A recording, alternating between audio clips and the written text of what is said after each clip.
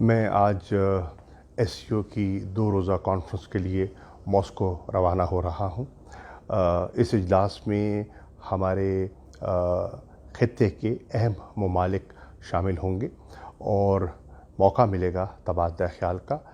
SCO एक important platform है जिसमें हमारे खित्ते की तरक्की, खुशहाली और कनेक्टिविटी के बेपनाह इम्कानात हैं, तो उस पर तबादला ख्याल होगा। और इस फोरम का एडवांटेज ये भी है कि बहुत से ममालिक वहाँ ऐसे मौजूद होंगे जिनका अफ़गानिस्तान के अमन और इस्तेहकाम में गहरी दिलचस्पी भी है, उनका ताल्लुक़ भी जुड़ता है, तो उनसे भी साइड लाइन्स पर मुलाकातें होंगी। रूस के वज़ीर ख़ारजा से भी नशिस्त तय हो चुकी है।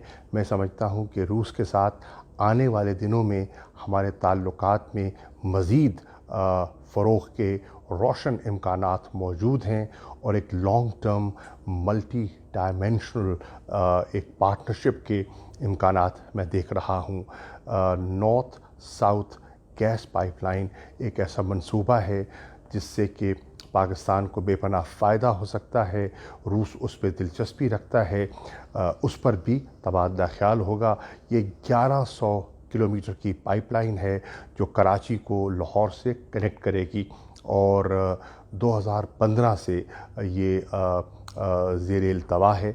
मुझे उम्मीद है कि इस पर भी गुफ्तगू होगी और पेशरफ्त के इम्कानात मौजूद हैं।